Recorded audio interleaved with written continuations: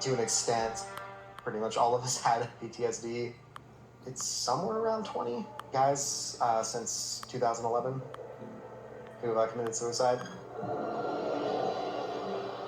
Both people who were more close to me and then people who were like in my unit as a whole. One of the primary symptoms of PTSD and associated with combat trauma is paranoia and hyper-awareness, basically. For Yvonne, it definitely didn't seem like that was the main driver. It seemed like it was the thoughts that Larry put in his head, that always somebody was out to get him. When I spoke to Yvonne, he sounded rational and coherent, and yet he was talking about something that seemed very divorced from reality. But did you ever see Larry targeted by governmental forces? While we were in New York, we were definitely being followed. I was a driver for him for a while, and he was being followed on the streets. Sometimes we would see them, other times we didn't see anything. But there were times where it was obvious that he was being followed. He was just like, oh, with Larry, Bernard Carrick's still out to get him. It was this paranoid rambling of people associated with Larry who don't like him or out to get Yvonne as well.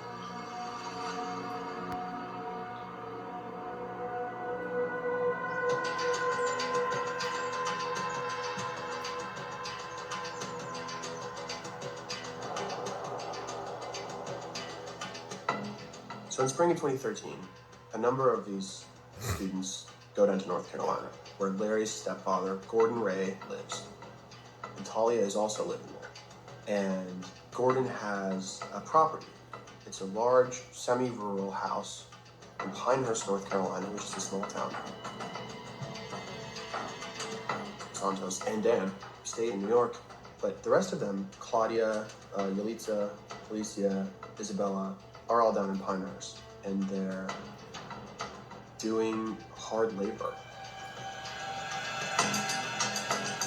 Cult leaders typically exploit their followers in whatever way they can. So it's not surprising that Larry would go that route of getting free labor. This property is a total mess. Essentially, they rip up all this sod, they have to put new sod down, they have to dig drainage ditches, they have to use backhoes and this machinery, none of which they have any idea how to use. And Larry tells them they have to work all day, and they eat when he tells them to eat, and they can't come inside until this work is done. Here we really see the hierarchy even within the group, where Talia is the most favored among them. So while they're all outside working, she's inside, working on her application to law school. She's not out in the fields. They got to get it down from the other side, and then you get the water run inside it. When you believe this overflows right onto the lawn, look at this.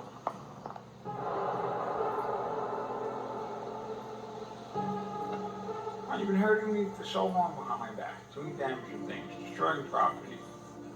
I don't want to. Don't want to what? I don't want to damage things. Well, when's the last time you damaged them? Larry had a background of extorting people and financial fraud. He created this whole scene where he convinced them that they broke everything of his, and then he'd come up with these amounts, like thousands of dollars that they supposedly owed him. I was not trying to. But if you're trying to damage it, and do, then aren't you doing that? We were talking about how much damage I did, and I gave him the estimate of $100,000. And he said, it sounds about right. And I said, it's probably more. And he looks like, yeah, it's probably more. The group was firmly under Larry Ray's thumb and completely sold on the idea that they owed him this massive debt that they really would never be able to work off. And these things they'd done became a mechanism for Larry to extract money from their families. They began to go to their family and friends and tell them that they had done something wrong and that they had to pay him back and that could they help them out. At one point, the Rosario parents, they weren't especially wealthy. They had managed to save enough money to buy a small house. And they ended up giving six-figure amounts to Larry. There was one day when Santos was on the phone with Talia about how to get his parents to give him money to make repairs. And occasionally Talia would hand the phone to Larry, and Larry would talk to Santos. It was like a large amount of money, like around $20,000. Santos succeeded. And I remember Larry talking to him and saying, "Good job, see, doesn't that feel better? You know, making repairs is the right thing to do." That kind of thing. They become profit centers. And Larry Ray is exploiting that. He has them drain the bank accounts of their parents, in some cases the life savings, because they convince their parents, I have done this kind of damage. I owe this guy this kind of money. I'm in big trouble.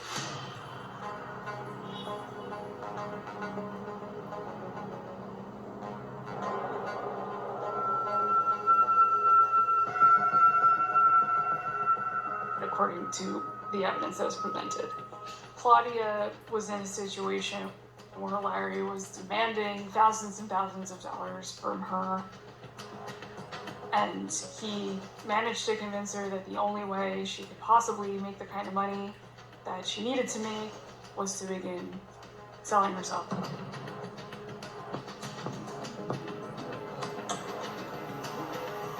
So she began working as a prostitute.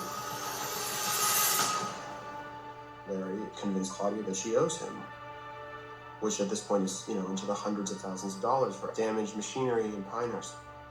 She begins sleeping with men for money, and Larry is, intimately involved,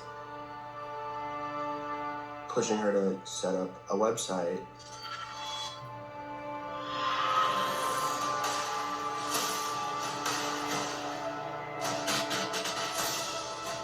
And giving Larry the money.